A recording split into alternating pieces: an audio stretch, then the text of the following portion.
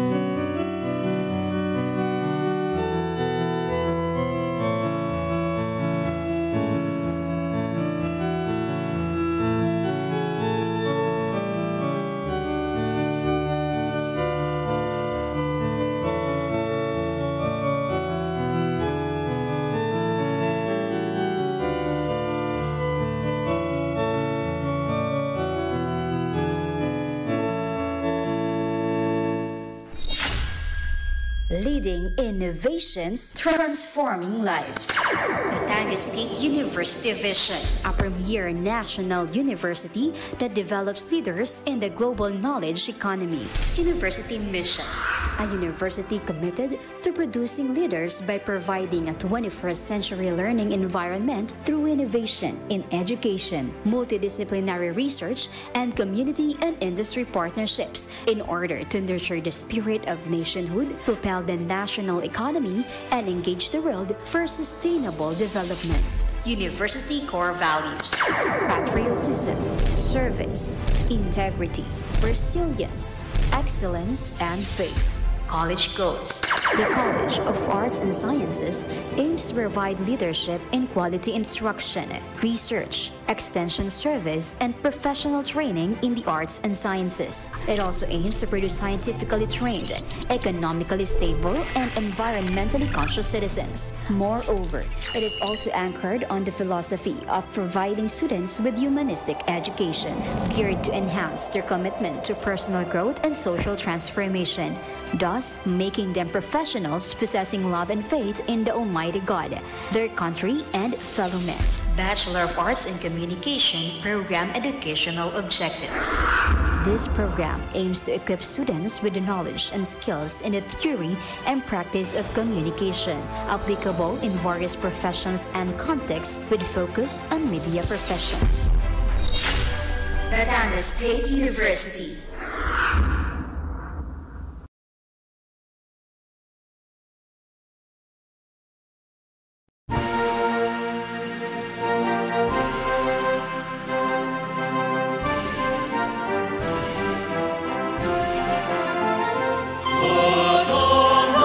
State University, the national and Engineering University, we hail your great name, your honor we proclaim.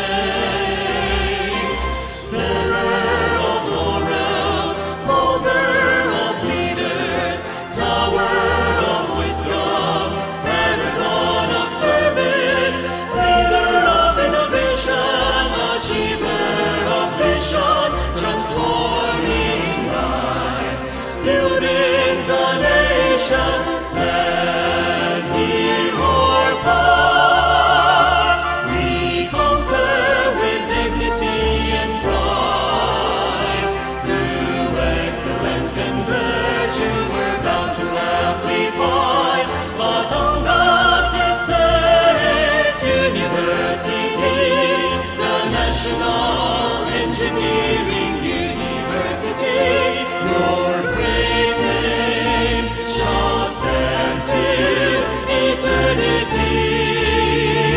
Your great name shall stand till eternity.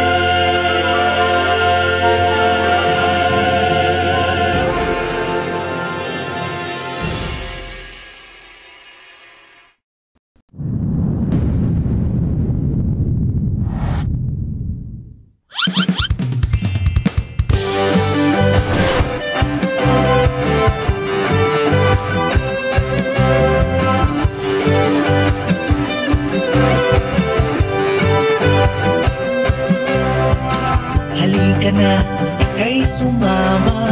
Magbibigay kami ng pag-asa, tutulong sa masa. Bawat oras ay nakaangka. Iangat ang tinig ng kabataan, damhin ang himig ng karagatan. Sa 96.5, sa 96.5, sa 96.5, the boys and rhythm of the sea.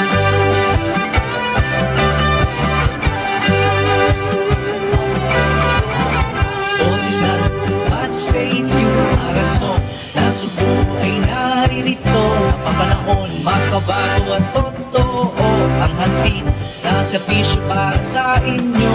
Isyo ng bayan, talakayin at pag-usapan. Nangungunang radyong #1 sa 96.5, sa 96.5, sa 96.5, the boys and rhythm.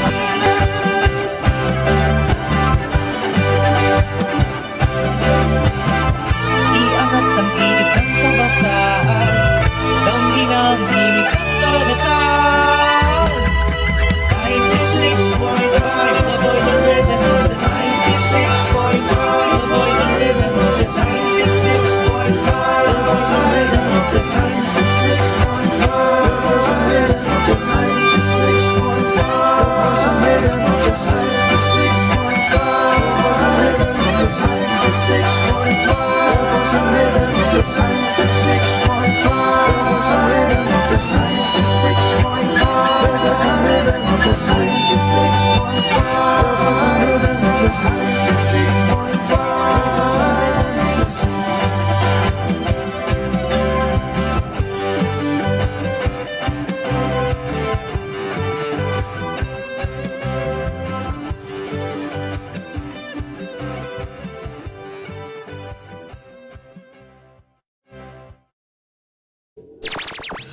Maglalayag na! Maglalayag na! Maglalayag na! Ang mga balitang napapanood at rumaragasa. Mga isyong nilambat pa sa iba't ibang panig ng ating bansa. Ay mula sa himpilang Sparta ng Kanlurang Batangan. Hindi ang RBX 96.5, the voice and rhythm of the sea. Magandang umaga, Pilipinas! Magandang umaga, Batangas! Ito ang Bat State Ulat sa Umaga! Magandang umaga, Pilipinas! Magandang umaga, Batangas! Mula dito sa himpilang Sparta ng Kanlurang Batangan, ito ang Bat State Ulat sa Umaga. Pinaka napapanahon at pinakabagong mga balita. Hatid yan sa inyo ng buong puwersa ng DWBX 96.5, The Voice and the Rhythm of the Sea. Araw po ng Lunes, March 18, 2024. Makakasama niyo po ang inyong lingkod, Lenny Ilaw. At kayo nga ay nakikinig sa inyong pinakapaboritong himpila ng Batangas State University, Arasov Nasugbu Campus. Isang mapagpalang araw para simulan ang isang oras ng makabuluhang balitaan. At narito na nga ang mga nagbabagang mga balita.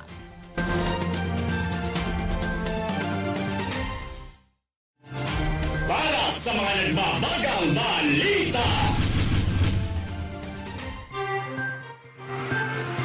Para sa unang ratsyada ng mga balita, bagong school building at 4 na barangay service vehicle sa Polillo, Quezon, pinasinayaan na. Dog and catwalk bumida sa bayan ng Los Baños, Laguna. Fire Square Roadshow isinagawa sa Batangas City. Gunman patay matapos makaengkwentro ang kapulisan sa San Pablo City, Laguna. At barangay kagawad na suspect sa pagbaril at pagpatay sa isang babae sa Lipa City, nadakip na. Para sa unang ratsyada ng mga balita. Bagong school building at 4 na barangay service vehicle sa Polillo, Quezon at pinasinayaan na. Pinangunahan ni Governor Dr. Helen Tan ang ribbon cutting at blessing ng bagong gusaling pamparalan ng Central Elementary School, gayon din ang turnover ng Rusi Motorcycle Service para sa 4 na barangay sa bayan ng Polillo noong 15 ng Marso. Kapansin-pansin ang gusali ay may kaibahan kumpara sa mga nakasanayan ng mga classroom. Sinadya umanong gawing double purpose ang nasabing proyekto sa kadahilan ng madalas daanan ng bagyo ang naturang isla. Tampok sa naging aktibidad sina Vice Governor Third Alcala, Polillo Mayor Angelique Bosque at iba pang mga kawani ng lokal na pamahalaan ng Polillo. Samantala, ang nasabing gusali na nagmula sa Special Education Fund, gayon din ang mga sasakyan na handog ng pamahalaang panlalawigan ay may layuning magamit ng mga mamamayan ng barangay sa oras ng pangangailangan. Samantala, dog and cat walk bumida sa Los Baños, Laguna. Itinampok ng mga residente ng Los Baños ang kani-kanilang fur babies sa dog and cat walk activity ng Office of the Municipal Agriculturist Los Baños noong 14 ng Marso. Bahagi ang nasabing programa ng aktibong kampanya at pagdiriwang ng lokal na pamahalaan sa Rabies Awareness Month ngayong taon na may layuning pataasin ang kamalayan ng publiko, lalo tigit pa ang mga fur parents na gawing rabies-free ang kanilang mga alagang hayop. Samantala, namahagi naman ng libreng pet supplies ang mga sponsors na nakibahagi sa aktibidad na tanggapan tulad ng UNACO Incorporated, Top Breed at Top Cat na tumulong upang maging matagumpay ang pagdiriwang. Samantala, Fire Square Roadshow isinagawa sa Batangas City. Pinangunahan ng Bureau of Fire Protection o BFP ang Fire Square Roadshow na ginanap sa SM City, Santo Tomas, Batangas noong Huwebes. Ayon kay VFP Calabarzon Assistant Regional Director Rex Arbin Apalia, layon ng aktibidad na may bakita ang kapasidad at kahandaan ng mga kawani ng kanilang tanggapan at maipanawa sa publiko ang kahalagahan ng kaalaman ukol sa sunog at kung paano ito maiiwasan.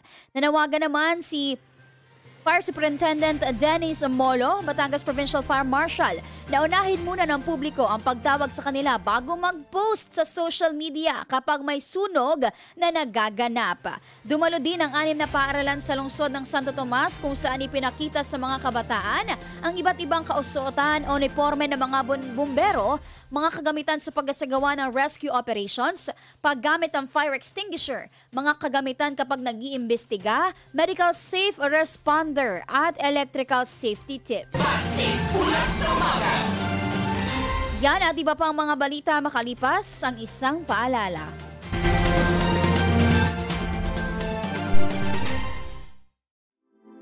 Ako'y may kahandaan, kaya't ako'y walang alinlangan. Ang pagputok ng bulkan ay lubhang mapanganib na tagpong hindi inaasahan. Kung ikaw ay nakatira malapit sa isang aktibong bulkan, narito ang mahalagang paalala. Kapag may abiso na ng paglikas sa inyong lugar, agad na maghanda ng emergency bag na naglalaman ng mga pangunahing pangailangan tulad ng mga pagkain, flashlight, radyo, baterya, damit at iba pa. Magsuot ng mahabang damit katulad ng long sleeve at pajama na magsisilbing proteksyon kung sakaling abutin ka ng pagputok ng bulkan. Huwag din kalimutang magsuot ng face mask upang hindi malanghap ang abo. Huwag nang maging matigas ang ulo at sumunod sa tagubilin na pinababatid ng PVOCs. Lumikas sa lugar na itinakda ng local government bilang evacuation center. Makinig sa bawat anunsyong ibababa ng pamahalaan upang maging handa sa kung anumang pagbabago.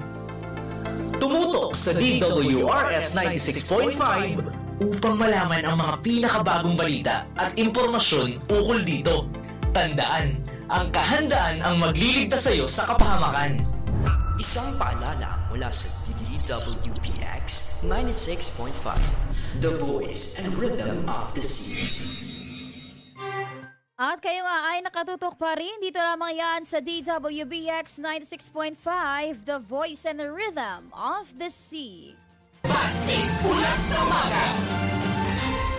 Sa pagpapatuloy po ng ating balitaan, gunman patay matapos makaengkwentro ang kapulisan sa San Pablo City, Laguna. Backstage Ulat sa Umaga. Malalakas na putok ng baril at mga sigawan ang bumulabog sa mga residente sa serye ng pamamaril sa isang law office sa San Pablo, Laguna. Ayon sa investigasyon ng San Pablo City Police Station, nakaupo umano ang biktima sa harap ng isang notary office nang biglang dumating ang sospek at sa hindi malamang dahilan ay pinagbabaril ang biktima. Agad namang rumesponde ang pulisya na naka-duty noon sa lugar na nakapalitan ng putok ng mga sospek. Agad namang rumesponde ang pulisya o nasawi ang 43 anyos na biktimang si Joseph Raymond Bacani at ang sospek na si Rodrigo Villena Manalo, habang sugatan naman ang kasamahan nitong si Christopher Esteban. Kasong adultery na isinampa noon ng biktima ang isa sa tinitingnang motibo sa pamamaril. Backstage Ulat sa Umaga. Samantala, barangay kagawad na sospek sa pagbaril at pagpatay sa isang babae sa Lipa City, nadakip na. Backstage Ulat sa Umaga. Hawak na ng pulisya ang 51 anyos sa barangay kagawad ng Pag-Ulingin, West Lipa City matapos ang isinagawang joint follow-up operation ng Lipa City Police Station, SWAP at ang Intelligence Unit ng Lipa City Police. Narecover mula sa sospek ang isang kalibre 45 na baril na may lamang magasin at kargado ng 3 bala.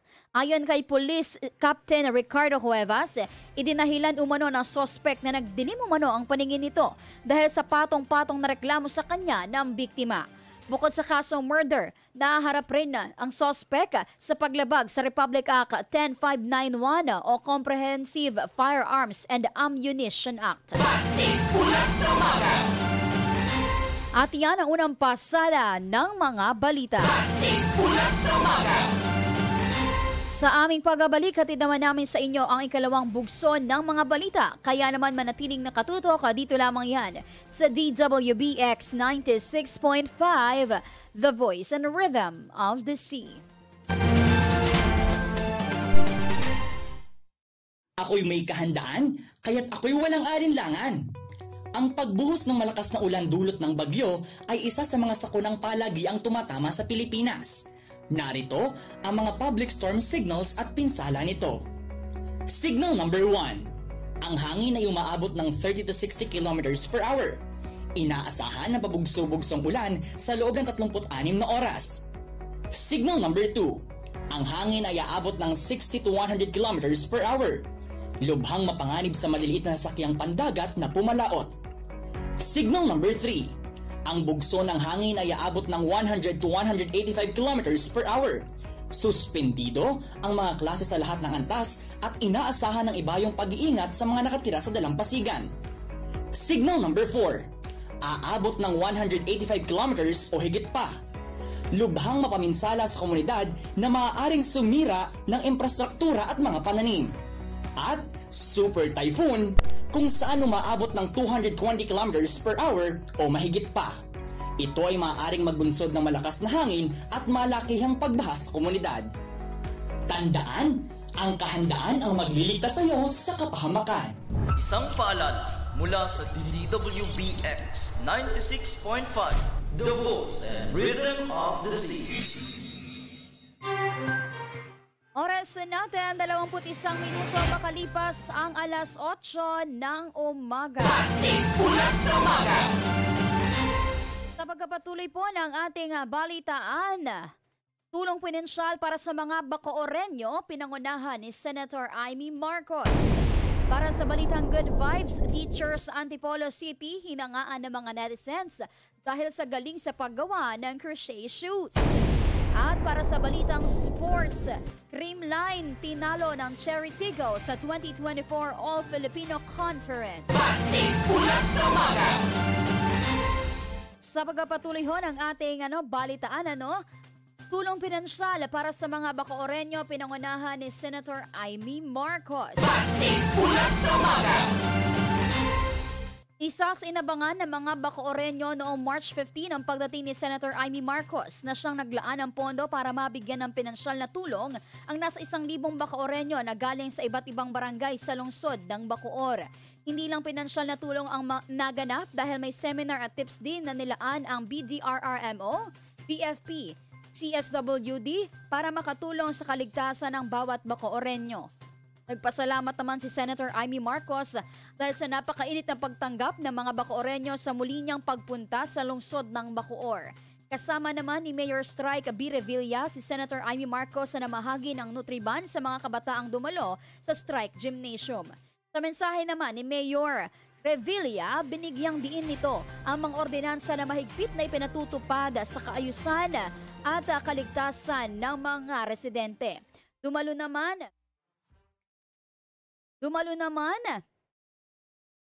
sa programa sila Vice Mayor Rowena V. Menjola, sangguniang panglungsod members, DSWD Salve Consejo at mga barangay official. Sa huli, nagpasalamat ang mga Bacooreno sa pinansyal na tulong na hatid ni Senator Amy Marcos at sa DSWD sa kanilang programang Assistance to Individual in Crisis Situation.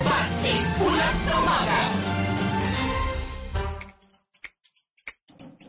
Good news updates dito sa Balitang Good Vibes. At para sa ating balitang Good Vibes, teachers sa Antipolo City hinangaan ng mga netizens dahil sa galing sa paggawa ng crochet. Ulat sa umaga. Trending online ang isang teacher sa Antipolo City dahil sa pagkamalikhain nito. Kinilala ang guro na si Ma'am Sofia Faura dahil sa angking galing nito sa paggaganchilyo. Ayon kay Teacher Sofia, halos 1 linggo daw niyang ginawa ang kanyang mga art crafts. Gumamit raw siya ng swelas ng sapatos at doon niya binase ang hulma ng kanyang handmade crochet shoes. Nagbebenta rin si Teacher Sofia ng crochet bouquets, stuffed toys at hand gears, pati na rin personal niyang mga gamit. Petmalo talaga tong si Ma'am Sofia dahil ang creativity niya ay kahanga-hanga. Ulat sa umaga.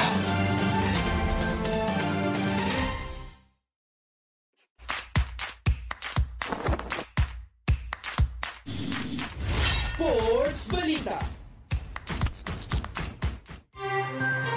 At para naman po sa ating sports balita, Creamline tinalo ng Cherry Tigo sa 2024 All-Filipino Conference.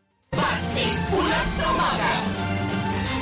Para sa detalye ng balitang yan, narito si Marwin Gonzalez. Marwin, Ibat State, ulat mo.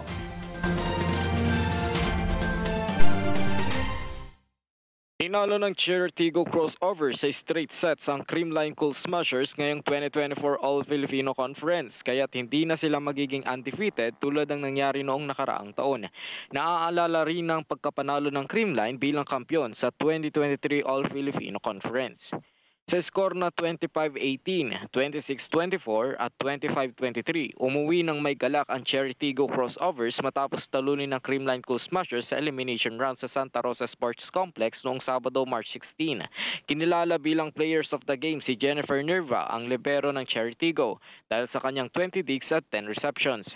Matagal na ring mula nung huling matalo ang Creamline sa straight set sa laban nito kontra sa Petrogas Angels noong 2019 Rainforest Conference. Para sa Bat State Ulat, ako si Marvin Gonzalez ng DWBX 96.5, The Voice and Rhythm of the Sea. At para naman sa ating ulat panahon, magiging mainit ang panahon na maaaring magkaroon ng mahinang pag-ulan sa buong bansa. Walang nakataas na gale warnings anumang baybayin sa bansa kung kaya't malayang makakapamalaot ang ating mga kababayang mangingisda. Subalit paalala pa rin ang ibayong pag-iingat. Ang araw ay sumikat kaninang 6:01 ng umaga at lulubog mamayang 6:06 ng hapon.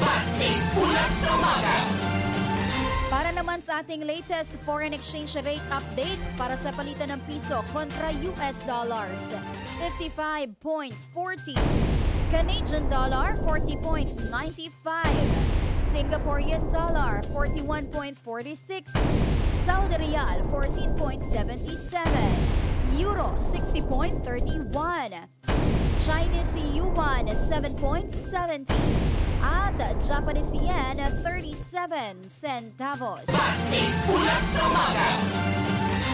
At yan ang mga balitang nakalap namin sa buong magdamag. Pinaka napapanahon at pinakabagong mga balita. Hatid yan sa inyo ng buong puwersa ng DWBX 96.5, The Voice and Rhythm of the Sea. At huwag pong kalimutang mag-like, mag-follow, mag-subscribe sa ating mga social media accounts, sa ating Facebook, YouTube at syempre sa ating TikTok account at DWBX 96.5. At abangan nyo po tuwing Biyernes dahil meron tayong hashtag DWBask na pinopost ating mga social media accounts. Ayan, mapapanood nyo po yan kung saan nag-ambush interview tayo ng ating mga students.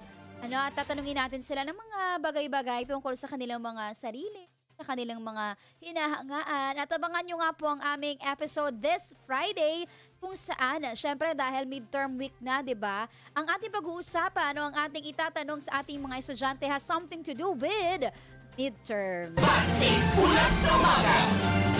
So, pakaabangan nyo po yan dahil nako magiging masaya muli ang ating panibagong episode. So, episode 3 na tayo this week. At salamat po sa lahat ng mga na-interview namin for the past 2 weeks na tayo ay nag-post na meron tayong episode 1 and 2 about Women's Month. Ayan, and happy Women's Month again sa ating mga kababaihan. Hindi pa nagtatapos ang Marso, kaya Women's Month pa rin. At magsasama-sama tayo muli bukas alas 8 ng umaga para sa mainit na balitaang hatid ng Bat State Ulat sa umaga. Bat State Ulat sa umaga! Muli ako po ang inyong naging kabalitaan, Bat State Ulat, Lenny Ilaw. Bat State Ulat sa umaga! At manatiling nakatutok dahil susunod na ang ating Best of OPM Love Songs. At hindi ko na nga, hindi natin paliligoy-liguyin pa. Para sa mga, sa mga taong nasaktan at sa taong masasaktan dahil sa result ng midterms. Bat State Ulat sa umaga! Susunod na ang ating Best of OPM Love Songs featuring Moira de la Torres Songs. Manatiling nakatutok dito lamang yan sa DWBX 96.5, The Voice and Rhythm of the Sea.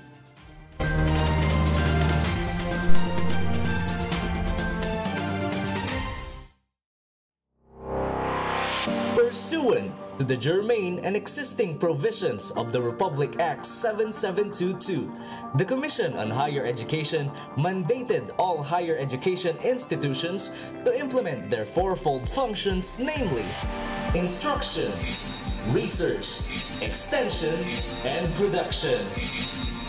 The Batangas State University, the National Engineering University Arasaf Nasugbu Campus, guarantees that the institution is gearing towards the attainment of these fourfold functions. Likewise, the College of Arts and Sciences, as one of the flagship colleges of the university, strives for excellence in the conduct of research and extension services.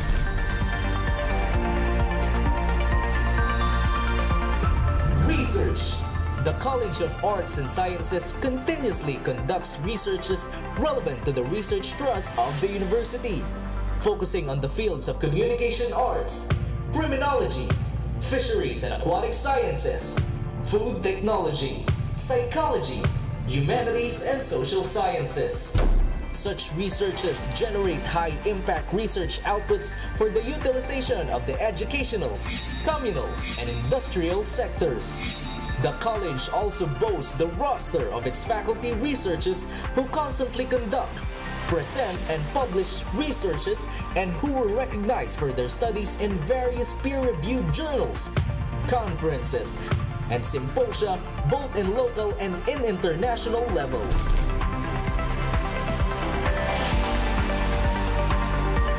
Extension Services. The College of Arts and Sciences is also committed in transforming its social responsibility into reality. The college develops and implements sustainable extension programs for its clientele and diverse stakeholders. The college's extension programs aspire to create an environment that fosters active participation of the university, government, non-government organizations, and industrial establishments in developing the marginalized communities, thus meeting the needs and improving the quality of life at the grassroots level. Here at the College of Arts and Sciences, we practice excellence.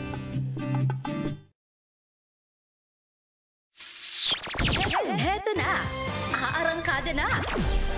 Ang DWBX 96.5, the voice and rhythm of the sea. Ang campus radio station na magpapakilig, magpapaiyak, at magpapasaya sa inyong araw. Pusong ko to, the best of OPM love songs. Bida ang mga tugtugin na tiyak mapapasabay kahit mga oldies. Mr. DJ, can I make a read? Lalo na ang ating mga Gen Z. Gento, dito basta-basta beat.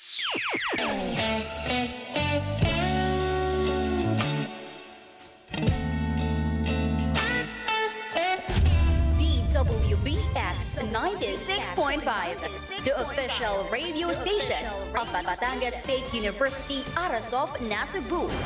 Makisaya.